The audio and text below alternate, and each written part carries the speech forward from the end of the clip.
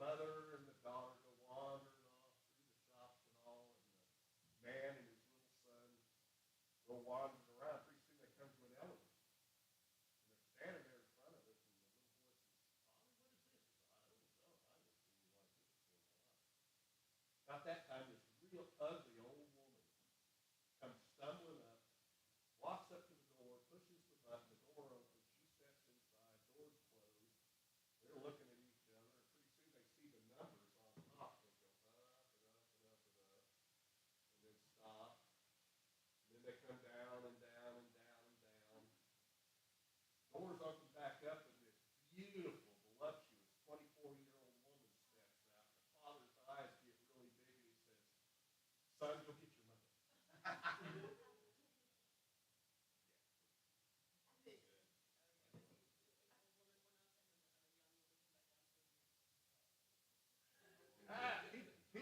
They thought the elevator changed her. Okay. Little Johnny gets on a bus, sits down next to a Catholic priest. The priest is sitting there reading his Bible. Little Johnny's looking at him. Pretty soon he can't help himself anymore. He says, "Mister, how come you wear your collar on backwards?" And the priest just kind of chuckles. He says, "Well, it's because I'm a father." "Well, my dad's a father too. He doesn't wear his collar around backwards." Johnny says, "Well, I'm the father of many." And he says, "Well, my dad's got 4 boys, 3 girls, and 6 grandkids, and he still wears his collar on the right way." The priest says, "You just don't understand. I am the father of hundreds." The little boy says, "I'm thinking maybe you should wear your pants on backwards." I look forward to hearing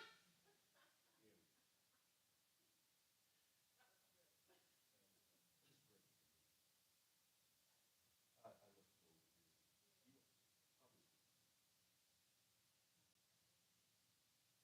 Hello. Ready? Hello, Clarice. No, I'm joking. No, I'm joking. Okay. All right. I'm not going to pray because God's already heard my prayers. He knows what they are, and it is done. It is done. It is done. It's done. What I will say is I am worthy. You are worthy. I am worthy. You are worthy. I am kind. I am patient. I am all the things that I try to be, and we all fell.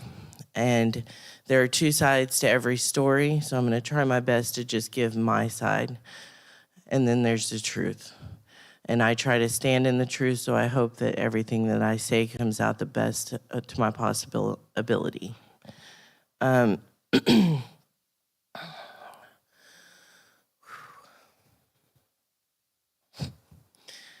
I mean, how do you deny God when God speaks to you before you give a testimony? Like, I mean, come on now. All right, so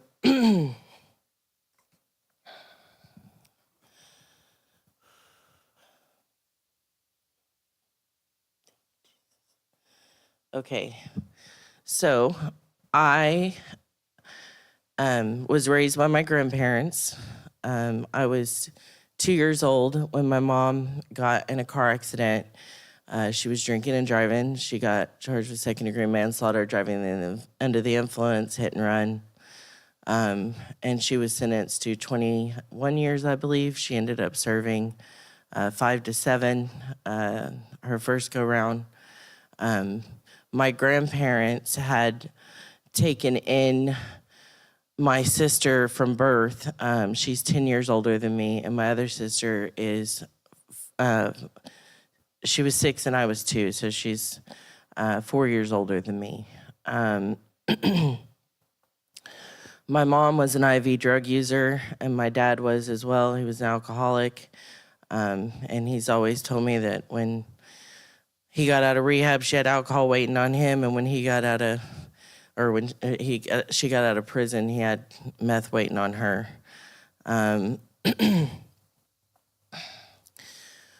My house, my dad took us in. None of us were his, but he took us in, and we went and lived with my grandparents. My dad was a drug addict, but he was also a deacon in the church. He worked 14 hours a day most days. I didn't see him, and he treated me like a queen. He always has, always will.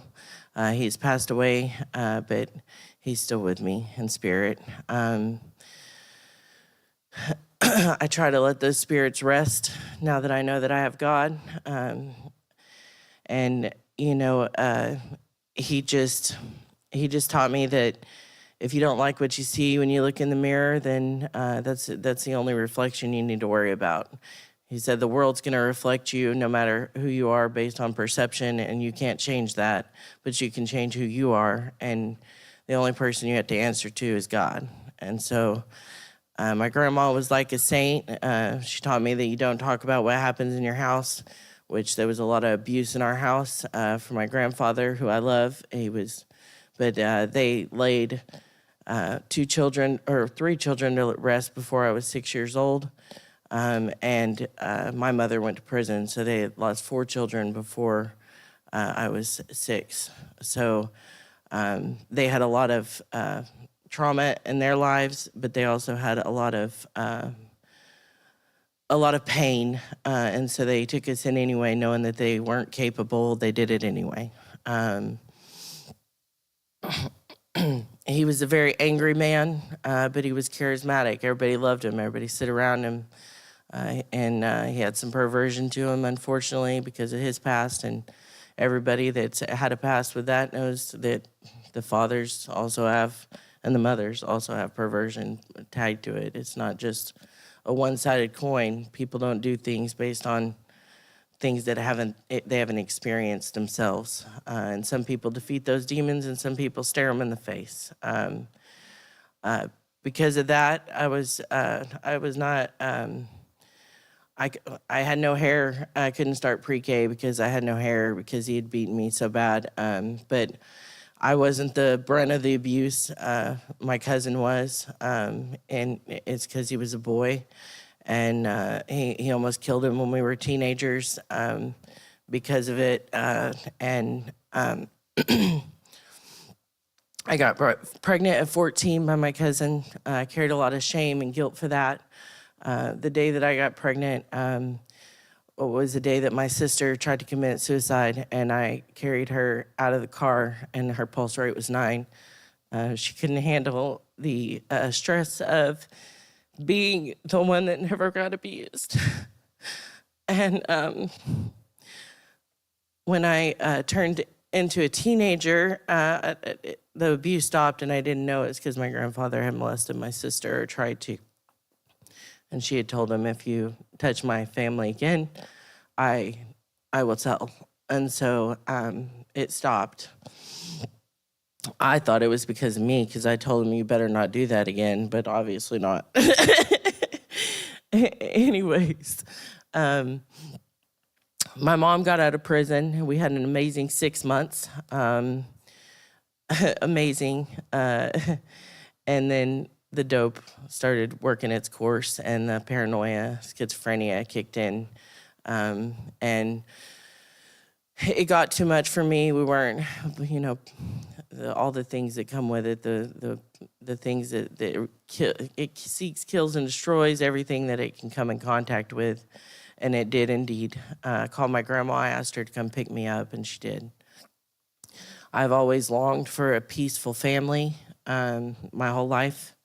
And I was taught by my grandmother that, everybody's got it worse than you. Somebody's got it worse than you, that we don't dwell on it. And, I was taught by my grandpa, you get up at 8 in the morning, you work your butt off till 8 at night, and you just do it. And you don't complain. So I learned a lot of lessons in that house. It may have been a lot of trauma, but I learned a lot. When I got pregnant at 14, I was 7 months pregnant before I told anybody. I asked my grandma every day, please make sure you love me. Do you love me? Are you sure you love me? Are you sure you're gonna love me no matter what? And she did. She did. And I I ended up moving in with my sister's baby dad, who is saved now and is a child of God, and I have no ill will toward him whatsoever. He tried to come into my room a couple times. I stopped sleeping. I started sleeping with a dresser in front of my door, so I climbed out the window, had to go back to my grandparents. My son was forced to take my grandfather's name, even though I didn't want him to, because I wasn't allowed to live there unless I gave him his name. He has his last name. So my grandmother got sick when I was 18, and she passed away of cancer. And she was my light, but God protected me then too, as he always does. My grandfather hit my son, and I packed up everything I owned into my car that I did not know how to drive, and I saw the flash before my life, and I drove away, and I said I would never return there again. I did, unfortunately, and he unfortunately harmed my son in a different way, and that's his story, not mine, so I'll stay away from that. But I never spoke to him again after that, except for at my dad's funeral. And when he apologized for what he did and the sins that he created, and he said that he was not stronger than the sins that he could handle. And I love him dearly for being able to give me that.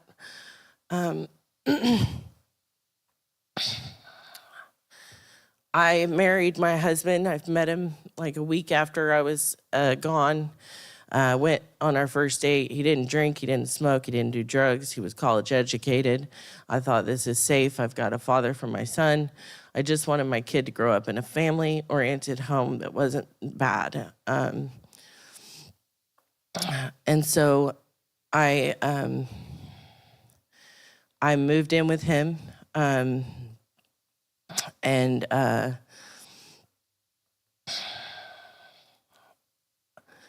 I wish that I had known then the trauma that I would put on my son by putting somebody in front of my son, but I didn't. And my son is a man of God, and he's good, but he took a toll for my inability to see my worth and my inability to walk away.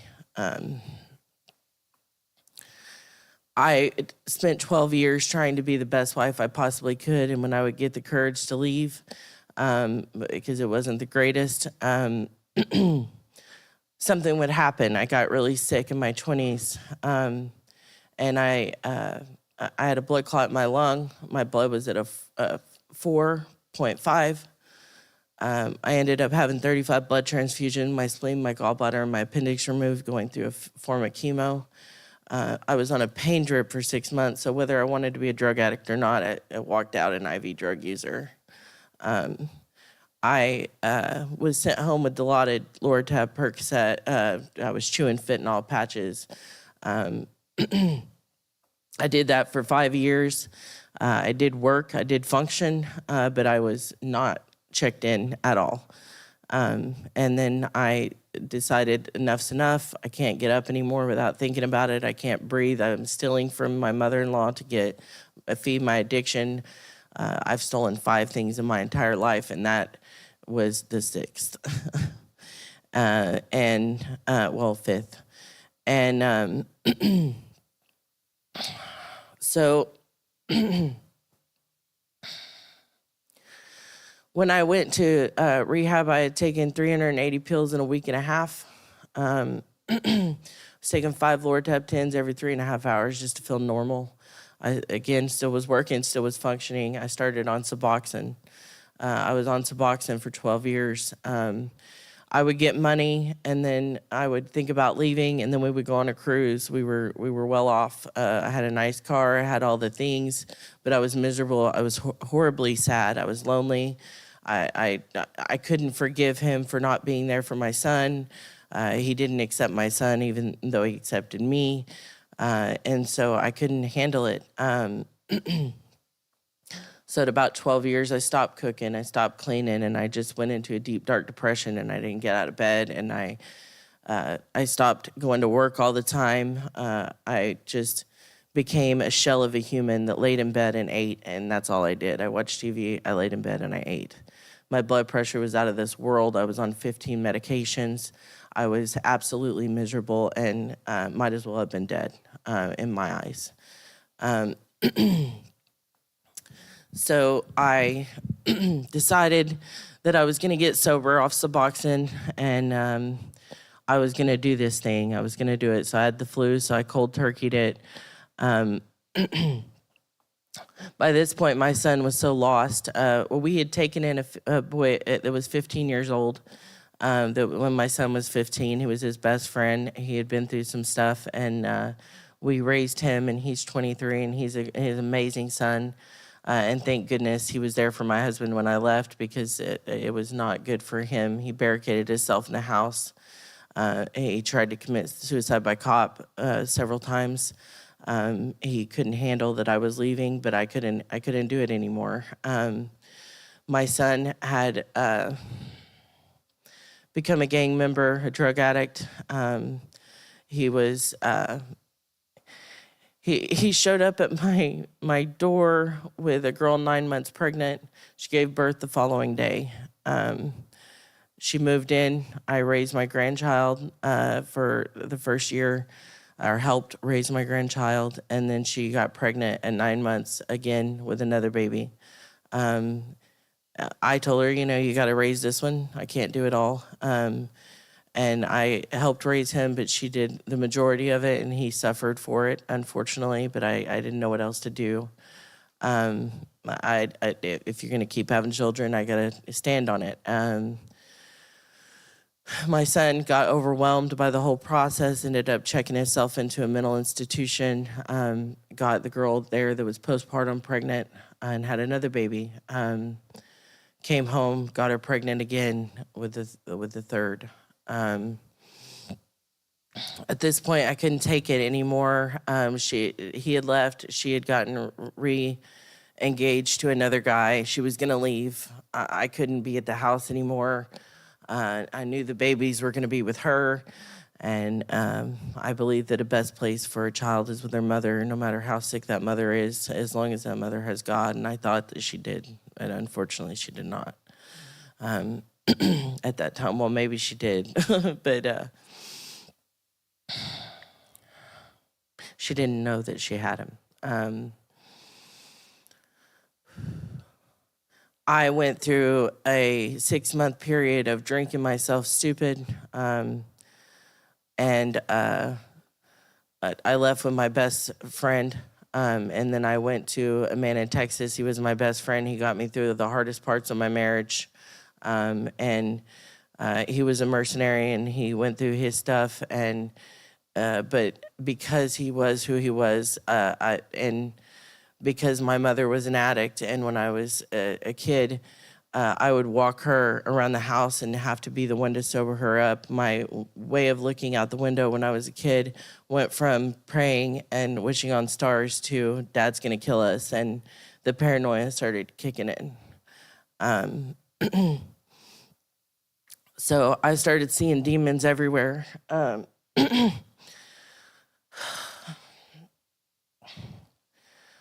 Burning, I would bite cigarettes in half. I would see them in my face. I couldn't stop them, and I just kept praying. So I came back, and I don't regret this part of my life, because I found myself in the last 4 years. I found God in the last 4 years.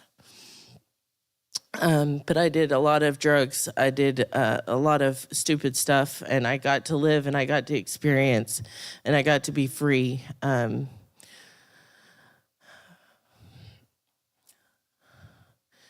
met my husband, current husband. We were together for 2.5 years. We went through our ups and downs and our healing together. And he is a good man, but he has his things, and I have my things, and we hurt each other, because that's what we do. We don't know, and we don't know how to forgive until we do. And I did what I did.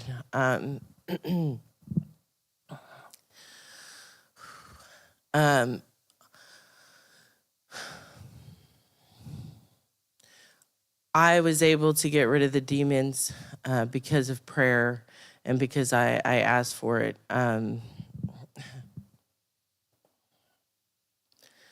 ended up losing 50 pounds with God through Instacarting. The way that God positioned it, there was no way to deny that it was God. I learned to see angels and demons. I use shrooms, and I know some people don't agree with that, but they helped me to find God in a different way. And they helped me to differentiate my energy from other people's energy. I became a detention officer for juveniles. I was able to use God's word to help some of them. I believed in a different method, and still, I am not 12. I figured that out real quickly. But I loved them, and they got to experience love. And, I'm sorry, I'm getting mixed up in the whole message. Okay.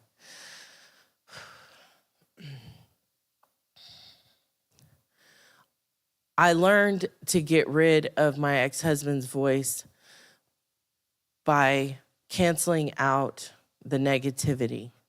The negativity was surrounding me, and I had to learn that I wasn't worthless, and I had to learn that I wasn't the things that I had been taught. And so I stopped hearing them, and that helped me to learn God's voice because the negative was gone. And then I learned that perception can change whether you see angels or demons. The way that you wake up in the morning can change that because we are a frequency and a vibration, and we can push those things away. And I ended up getting my grandson because they made national news because they were kept on a second story covered in feces, and they were being fed under the door. Their mother had a really hard life, so I don't judge her for the things that she's been through because she had no business having a baby, and she needs to heal, and that is her story. But I ended up getting my grandson because he was having issues, and they were going to have to put him into a home that they didn't want to, but I couldn't afford it. I couldn't pay my rent. I couldn't pay my electric. I didn't know what to do, and they just said, do it anyway. And I said, okay, so I did it. Life Church paid for my rent, and I was able to keep him another month. I got baptized, and I was in a mental hospital by Thursday with the girl that happened to get baptized with me at the same time. I learned that sadists can also read your thoughts, that they can enter your mind, and they can very much put you in a bad state. But I'm here by the grace of God, okay? And my, sorry, I gotta breathe. My grandson then went to live with my son's father, which was hard for me, but it was a blessing. He got both the boys. My grandson is autistic, but they told me he couldn't speak. When he walked in the door and shut it, he immediately just started blah, blah, blah, blah, blah, blah. You know what I mean? He was not comfortable. He didn't know how to speak in front of people that he wasn't comfortable with.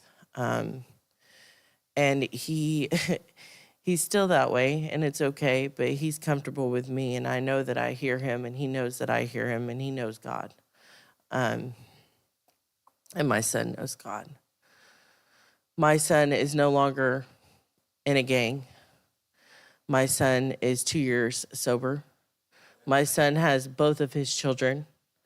He has fought against abuse on a pregnant woman and still got his children. He did not have a car.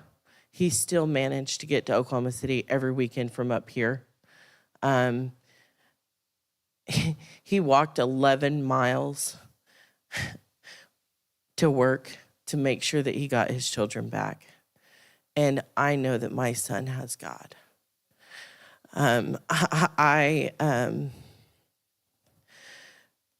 God is so powerful, and he's in every single one of you. There is not a single person that he cannot reach. I am nothing without God, nothing. And he told me from the beginning, if you make it through this, know that I am God and give me all the glory. And I do. I say that I am prideful sometimes because I am full of shame and I am scared to show myself because I have dealt with demons firsthand. I've seen people's eyes turn black. I've seen their faces morph. I've seen the ones that I love turn against me. But if it weren't for my mother deciding to get sober at 60 and deciding to take me to self-worth classes, and if it weren't for God meeting me in the storm and showing me how to forgive before he showed me my demons, I would not be here. Forgiveness is for you, and it sets them free sometimes. And they're just hurting also. They're just hurting and lost. We all are in our own way.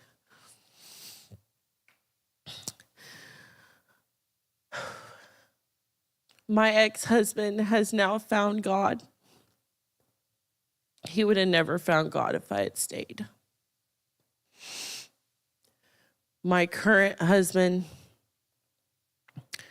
I didn't know how to love myself. And he's going to make me love myself this time if I have a chance at that.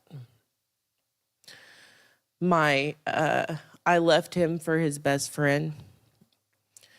And he met me at the darkest part of my life, and he put a weighted blanket on me, and he prayed for me from the hallway and said that you don't need a man's love, you need God. And I left with him because of that. I prayed for a prostitute in the room with us and tried to take her to rehab because I can't hate anybody. I believe that everybody is worthy. I believe that everybody deserves a chance and that everybody has demons and things they have to face and oppression that they have to conquer. And we cannot learn without sinning. We can't. It is part of us. We have to go through the storm to find the light. And everything that happens in the dark will come to light because it has to, because it's the only way to survive. And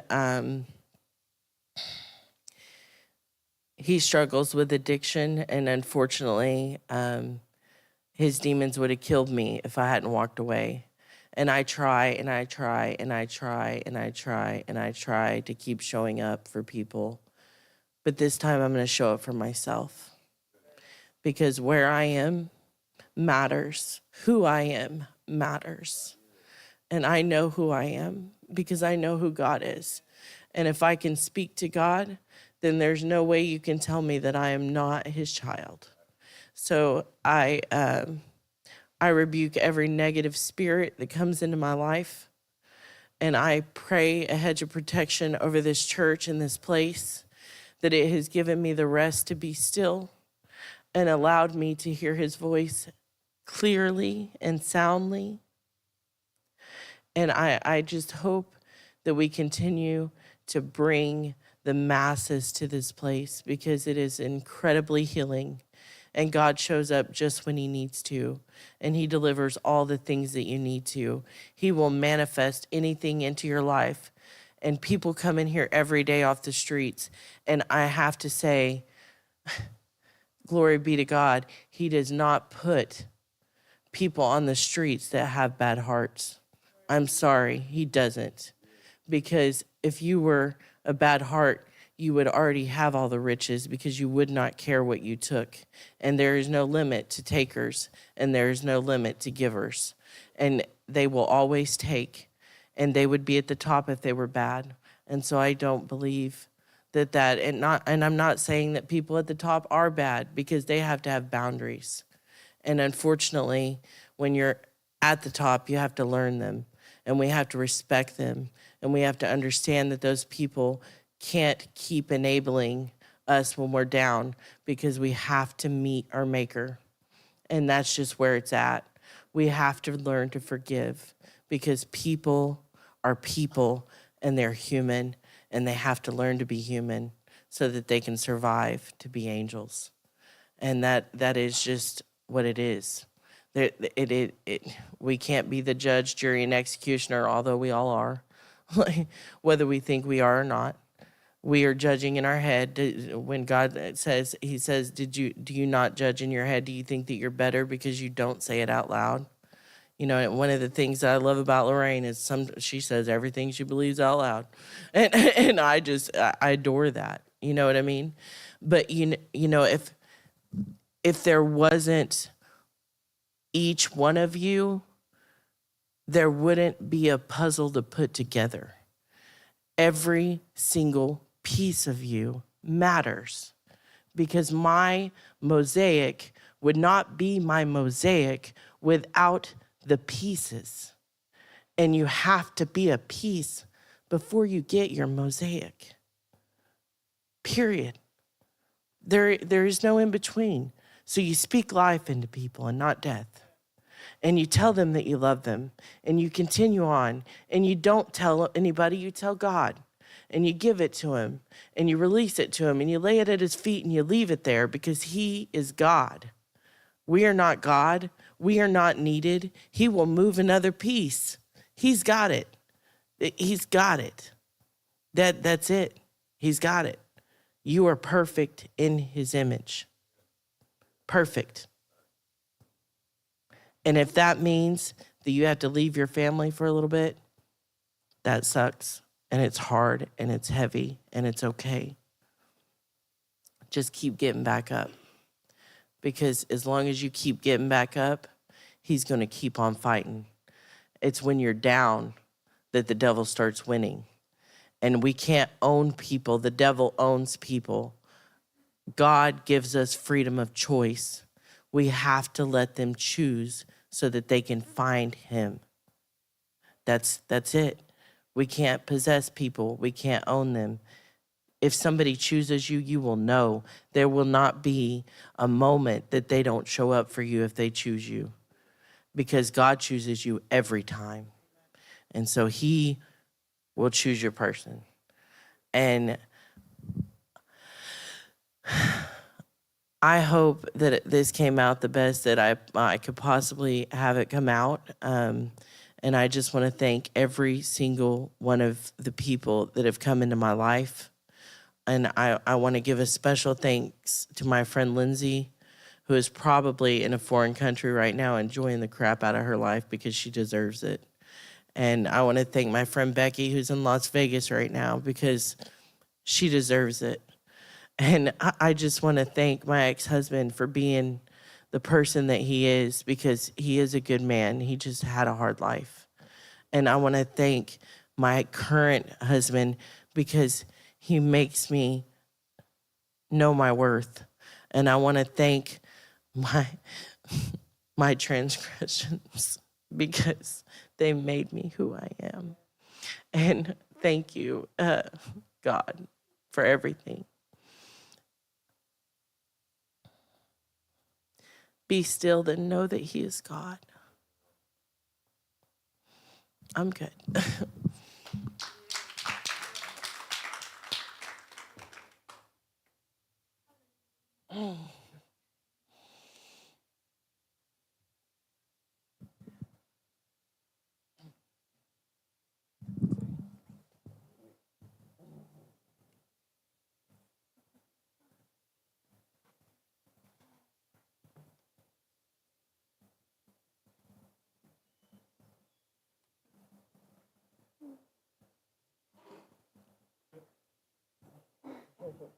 Trying to find the words. Just hearing your heart was the most moving part, to tell you the truth. Like, hearing your heart for God and how you were able to keep that heart through all the things that you've been through is what really moved me to tears, because I know what that's like. And a lot of times it makes us, whenever we're in it, it makes us feel so weak. But it is the purest level of strong. And I just want you to know that is the strongest thing that I think God gives us, is to be able to have that goodness for people, especially who have hurt us.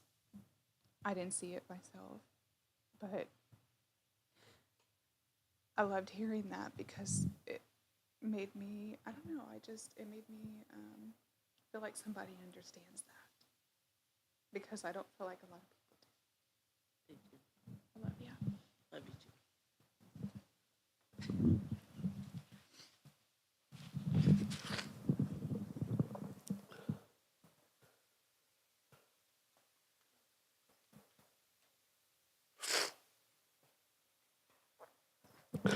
You know, something that I think is really important.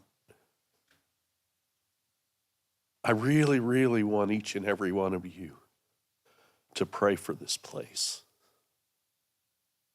I mean, really deeply pray for this place.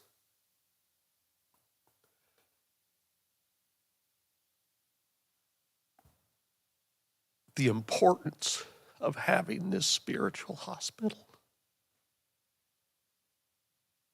Someplace that broken and hurting people can come.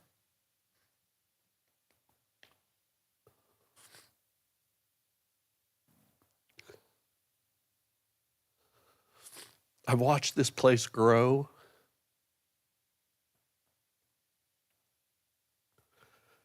It's been a struggle for the entire time, financially.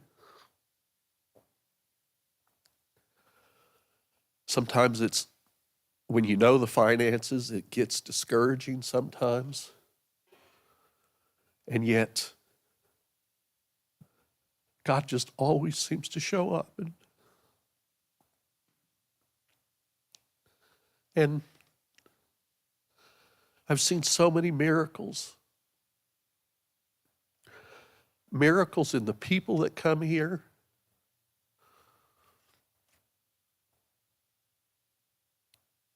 Miracles financially, that just when it seems at its bleakest.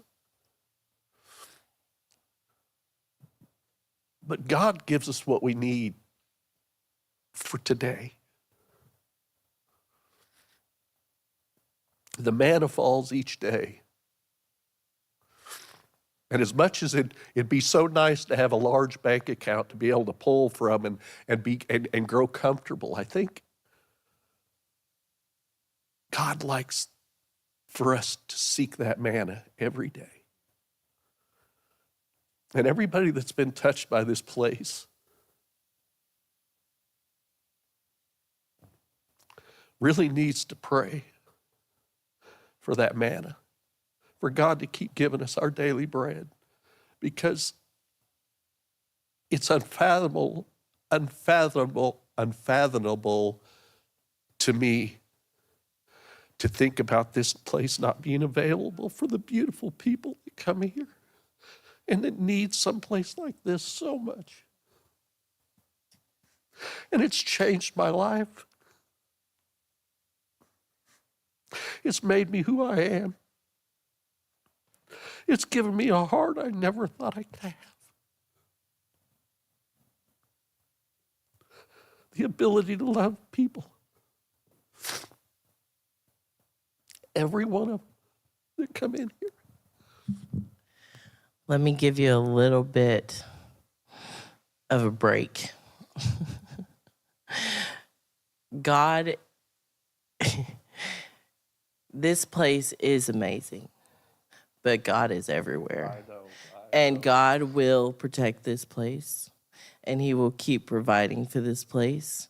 And if he ever does stop providing for this place, he'll make another place.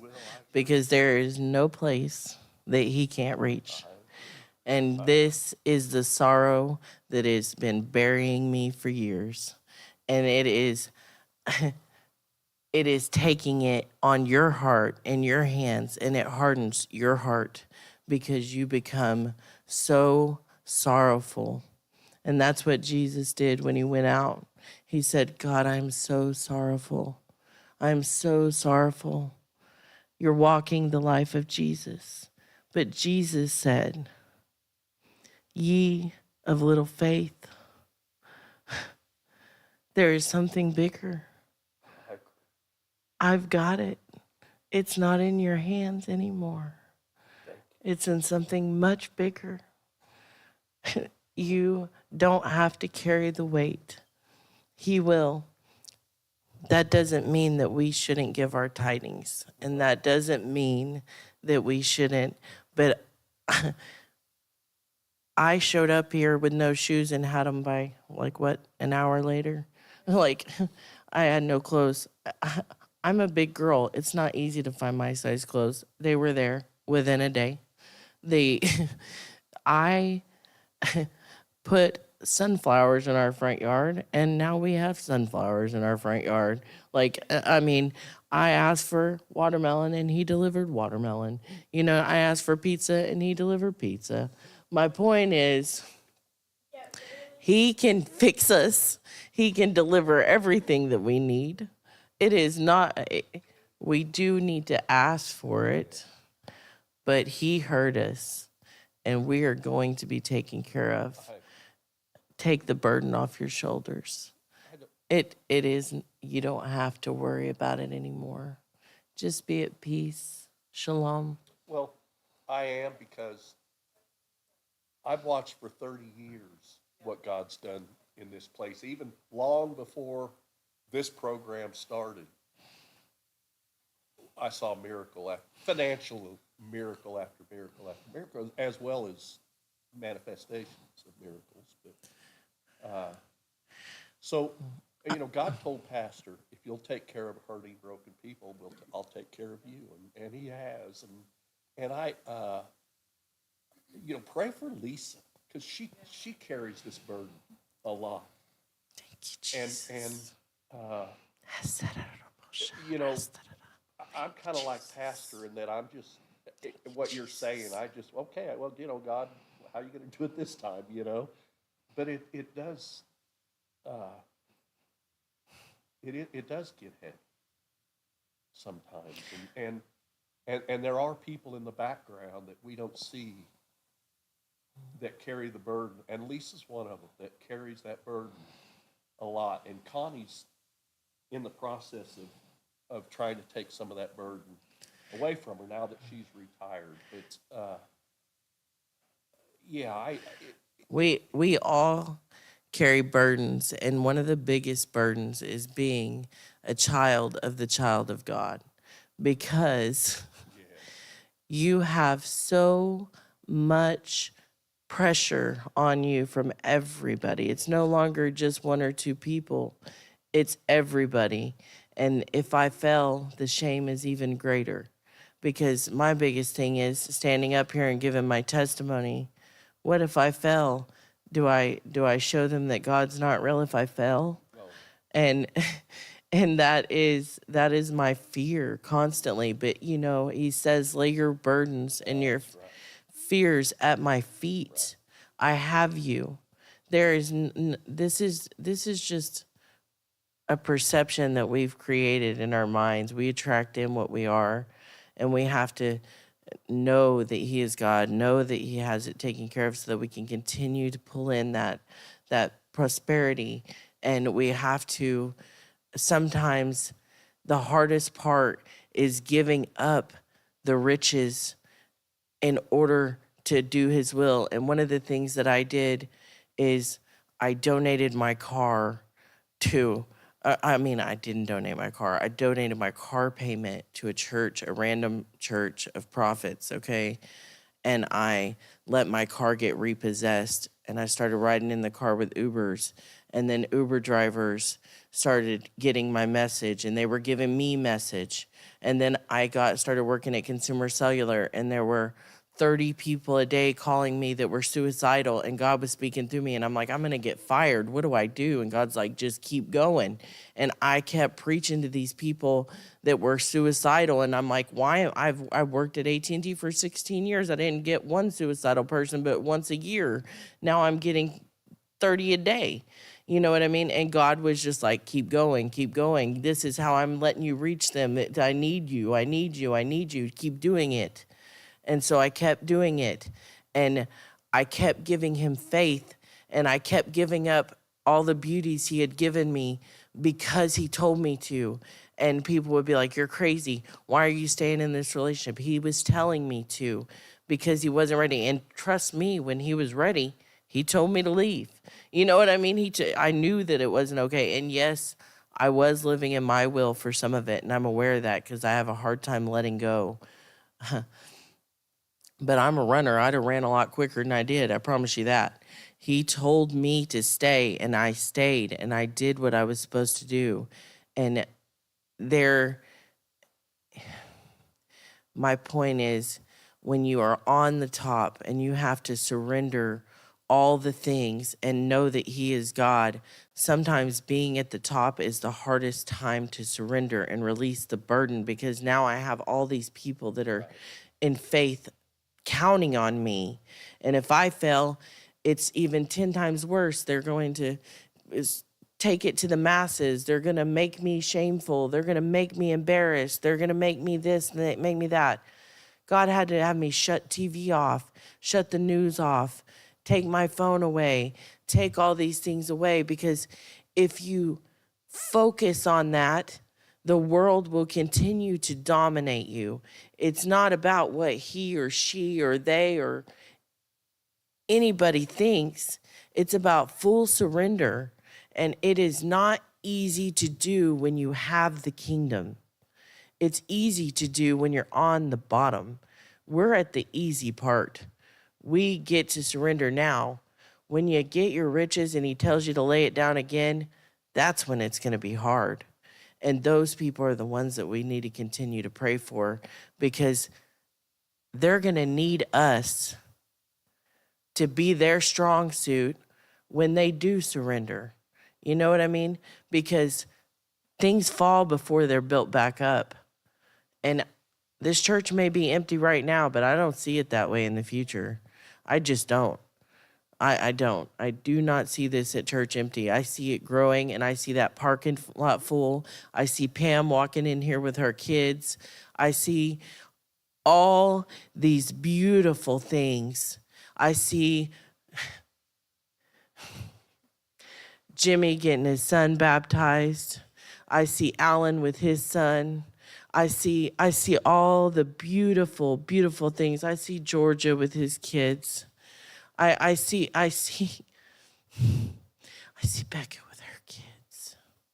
And I see Lorraine's worship getting stronger every day. And I see the beauty in all of you. And I see Jordan turning into the most beautiful, strong, powerful woman that she is. And I cannot give that power to anybody but God. And so we will continue to lay our burdens at his feet no matter how high up we get. And that's what I pray for you guys, that you continue, no matter how high in life you get, to lay your burdens at his feet and know that he is God. And have patience for people that you don't understand. Sometimes people laugh to get through pain, because that's how they deal with it. Sometimes people have boundaries because they're in pain and they can't face their own reflections. They know the truth. And I'm sorry, but karma swapping is just giving your grief to somebody else so that you don't have to handle it. Give it to God. Some things have to be admitted to a priest or a pastor or a friend, and not the person. Give it away, but don't hurt somebody else in the process. But if they ask you, don't deny it. You know what I mean? Be truthful to yourself, because the only person you can lie to is yourself, period. People are going to let you lie to them if they're hurt because they need somebody. And that is what it is. Let them. You said something in your testimony that struck me, that every person that's here is here for a reason, and I believe that. And God assembles the body. He brings who we need. And you're absolutely right. Sometimes he tears down. I mean, when you rebuild a house, you have to do a lot of destruction before you can ever build it back up better. And I also see this church growing. And the hard part of that is watching the people I love that are my family, who all of a sudden I quit seeing, and it breaks my heart every single time. And so often I want to ask, why? Why? And I just, no, I'm not. I'm not. God moved them. And, He had to move the puzzle, and they have to be able to teach other places, and they have to be able to carry that message other places, and they can't that's hear exactly right. everything they need to hear until they're ready to hear it. They can't see everything that they need to see until they can see it. And we keep trying to argue with people that aren't ready. They have to go through the storm I agree. to find the light. But we want them to hear us now, and they aren't ready. And some of them are ready, and God has given them a different mission, and we have to learn to detach and let them go. I They're agree. Not our possessions. We got to experience what they had to give us, and we get to experience it again if they come back to us. But we don't get to hold anybody captive, because God has a mission for each one of you. I that agree. may mean walking away, and that is not on you. It's in you. God will tell you when to go, and he will tell you when to come back. Now, I agree with that, Jamie. I absolutely do. I've thought often of exactly what you're talking about. It's not that, a lot of times it's not that these people are leaving. They are taking what they've learned here and they are expanding. In 70 AD, when the Roman Empire descended upon the church and did what they did and scattered the church, they thought that they had destroyed it. And the only thing they did was spread it. And it spread, and it spread to, and is still spreading. We are one body of water, and each one of us is like a raindrop. Jesus was a raindrop. He was a drop of the living body of water, and each one of us makes a ripple effect. And if we don't embrace that people have a different ripple, and they have to return to their families, and they have to fix their lineage, and we have to, who would want to deprive somebody of meeting Tracy? Okay? Tracy is in a different place now, but who would want to deprive the people that she is going to meet of her? Who would want to deny people of Ruth? Who would want to deny people, and these are just people that have made an impact in my life. Who would want to deny that? Nobody. So we allow them to spread out, do what they need to do, and bring in who they need to bring in. They still refer people to this place because they know what it is, and they know how it is, and they still come back and visit, because you don't visit places that you don't know aren't good. And they do what they need to do when they need to do it. And we're so pressed as a society on keeping everything to ourselves that we don't understand that he has to move the puzzle. We keep trying to play keeper of the scoreboard, and he is the Tetris maker. He's got to move the pieces to make it all make sense. But we like to take that burden on ourselves, and we can't keep doing that. It's not fair to God. It's not fair to our hearts. It just causes them to become more hardened and more lost, and we have to learn to release it. It is what it is. And they'll come back to us when it's time. I believe that they will. God says that they will, so I believe that he will. I believe that he will take care of us just the way he needs to. That's such a mature attitude. That it is. That's so mature. It really is, and it's a good reminder to me because, well, I just miss them. You know, I miss them. You fall in love with people, and there's nothing that brings me greater joy than watching the people that have come to this place in need.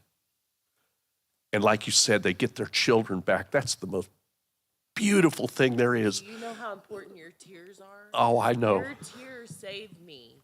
Your tears make me understand that I am not what I think I am. You're loved. You're loved. make me see it. So yes, you may not be able to hear exactly what I'm saying. I know you do. I do. But you may not be able to take it in because your tears are important. Just like Jimmy's story is important. And Yes. Michael's story Yes. is important. And each one of you, Yes. you are so important. What, sweetie? Awesome.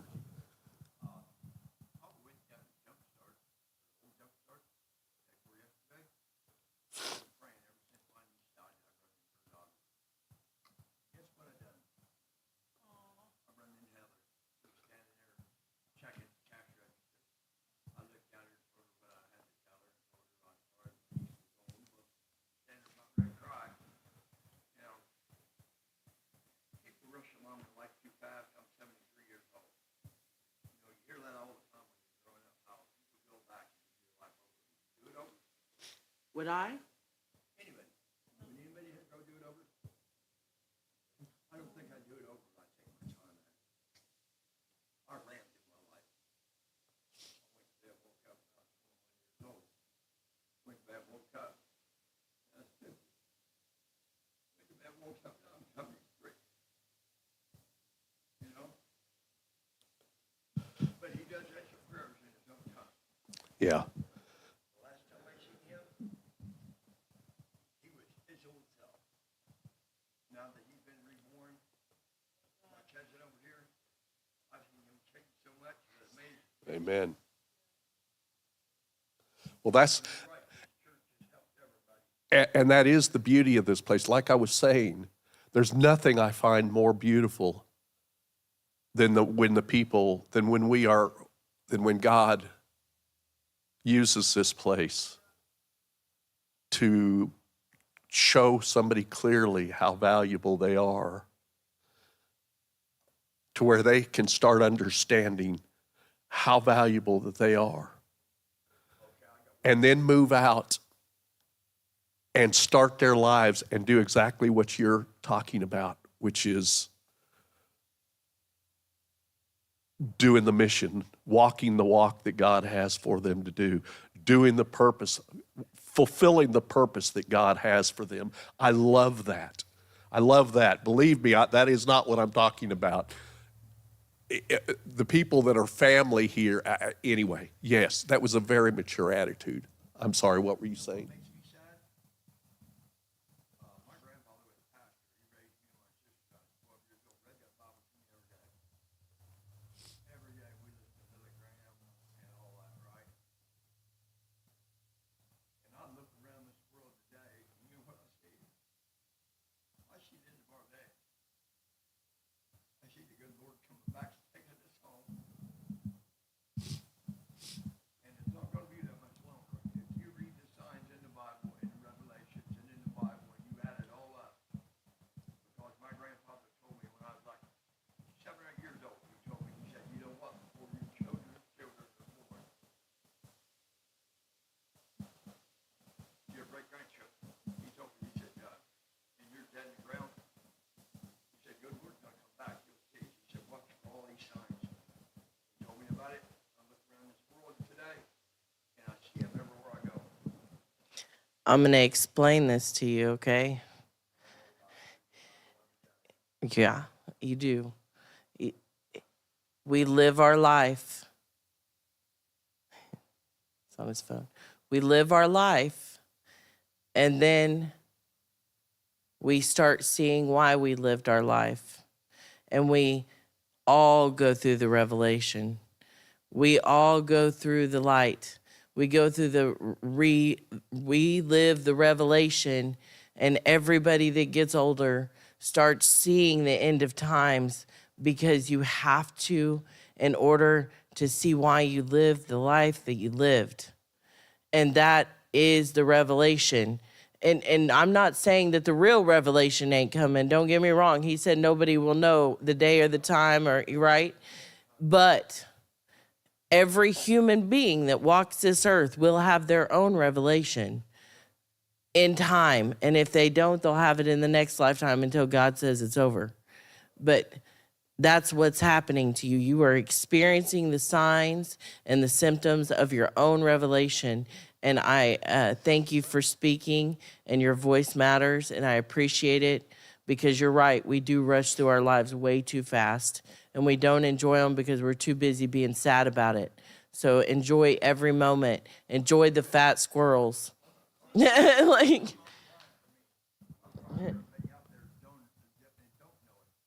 sorry. I didn't think when I was a kid that I was going to wake up and be 73 years old and not take the time to slow down and realize just exactly what was going on around me. But now I know. It's taken all my life to figure it out. The Bible says that when he returns, we will know him because we will be like him. We are the body of Christ, and we are his living embodiment on the earth. And he is seated at the right hand of the Father, waiting for us to put his enemies at his as his footstool. I try not to get in too much to the end times things and all that, because honestly, to me, it's not important. What's important is for me to not let the clutter of what's going on around here distract me from what's going on here. What's going on here. I cannot hear his voice clearly when I get distracted by what's going on in the world. I see the lost that you're talking about. And I believe that God's at work in them, the same as he's at work in me. And they're going through their process, just like we're going through our process.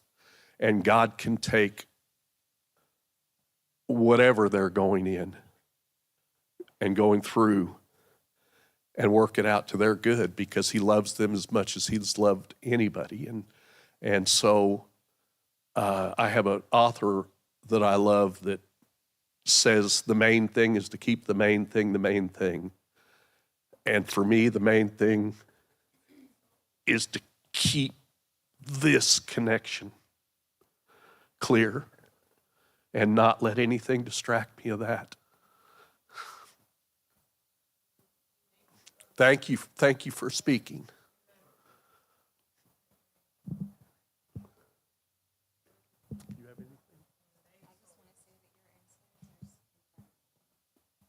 Jamie, I think so too.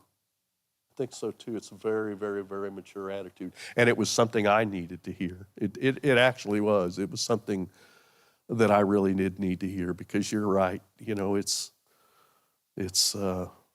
hard sometimes, but they're out doing what they're supposed to be doing, you know. I believe that every person that comes to this place receives a seed.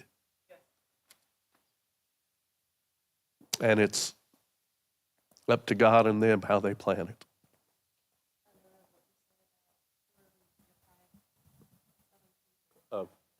Yes.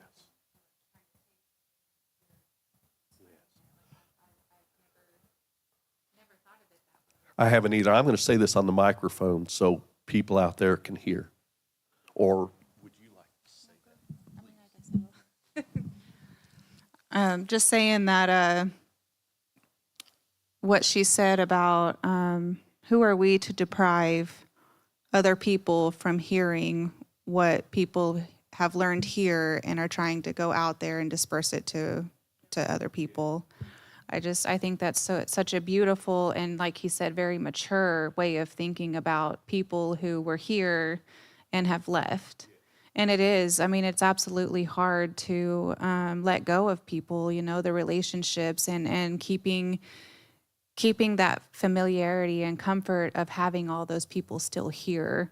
And it does feel like a loss, but seeing it in her perspective it's humbling. It really is. Yeah. And it kind of helps. I don't know if yeah. When I went through my dark night of the soul, that's what I call it, that my family, because of the memories that I had, stopped talking to me. But I honestly, a lot of it was me pushing them away because I was hardened. And, you know, I moved to Oklahoma, to Norman, to be near my aunt because I had been kind of away from everybody for 2.5 years. And my husband that I have now was on the road, so he was on the road all but like once every 3 months or once every 2 months for a day, and then he would have to leave. And so I was alone for that journey, and God had to put me alone, and it sucked. And so I moved to be with my aunt because I was like, she knows what it's like to be cast from my family, you know what I mean? And so I went, and I had one day with her, and then we went joyriding. We had the best day ever. We made all these plans, and then she died. God will take everything away from you to find him, like everything. And I hollered out the way that I holler out in here when I try to release the trauma in my body, because our body is like a river of electric, and we block it with trauma, and there's chakras and things that we have to release. We have to use our sacral chakra, which is our sexual chakra, also for creativity, and we get stuck on trauma by using it for sexualness instead of using it for art or using it to create the things that we desire or want or need, because we stick with what we know and not what we've been taught and what we've learned, instead of releasing it. And when we learn to use it for creativity, we learn that we can attract in the things that we need. But that means we have to kill lust, and we have to conquer forgiveness, and we have to do those things. And we don't have to kill it completely. We just have to get further away, because once you steal, it becomes easier the next time, and then the next time, and the next time. And once you have sex, it becomes easier the next time, and the next time, and the next time. Once you commit adultery, once you commit murder, it becomes easier and easier. There is no sin that doesn't become easier the more that you do it. And so you have to deprive yourself from it. And God is how you do that. And when you do that, you become stronger. And sometimes you have to be alone to deal with those demons so that you don't keep cutting the people that you already, you don't keep bleeding on people that didn't cut you. Right. And so you have to be alone. And then when you heal from that, then you start to see God. But I couldn't hear the people talking to me, talking wisdom. I couldn't see the things in front of me that were good. All I could see was sorrow and pain and hurt and anger and rage. And I just kept trying to cover up my life with excuses on why I did this and that. Yes, I may have lived a good life, but it doesn't mean that I didn't hurt people. It doesn't mean that my son didn't speak like a 3-year-old and go to 15 different mental hospitals. And it doesn't mean that he didn't talk to demons instead of angels.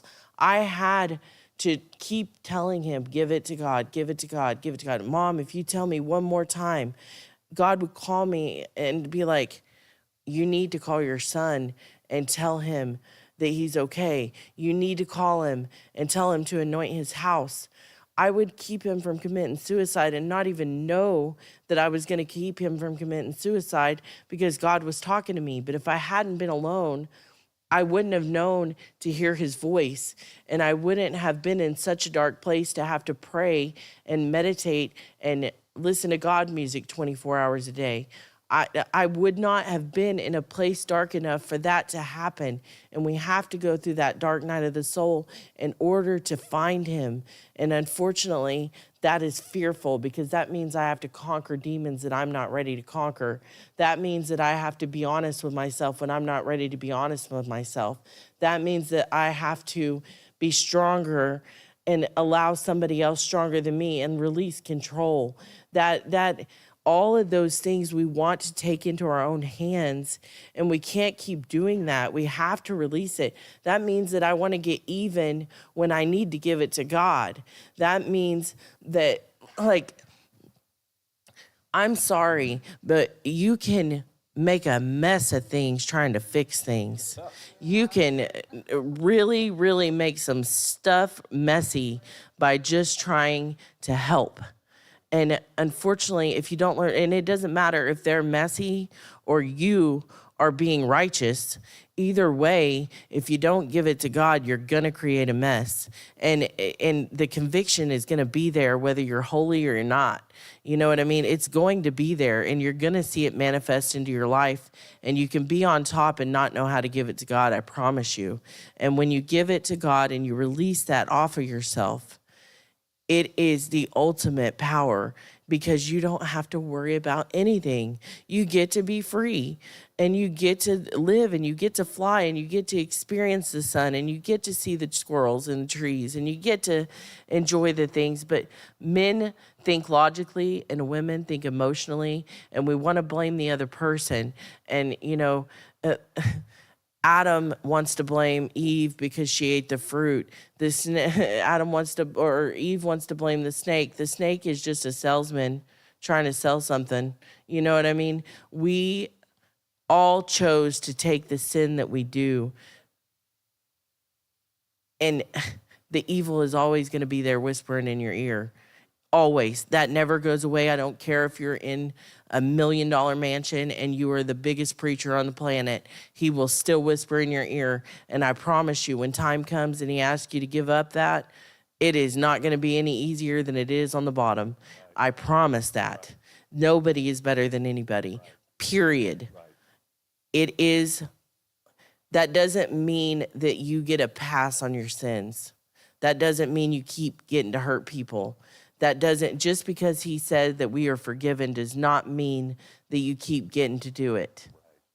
It is not an excuse, but you will pay for it, and he will give you it if that's what you want to experience. And that the definition of insanity is doing the same thing over and over again and expecting different results. But the definition of practicing is doing the same thing over and over again and expecting a positive result. You have to change your perspective. You have to change what you're shooting for. You are going to do things over and over again no matter what. You will get better at it. You will survive it. You will be stronger. That's all I can say. And I hope, I know that there's a lot that I left out that I thought was important, but God wouldn't have stopped me if it was important. So thank you for listening to me, guys. And I'm sorry, I don't know what else to say. Love you too.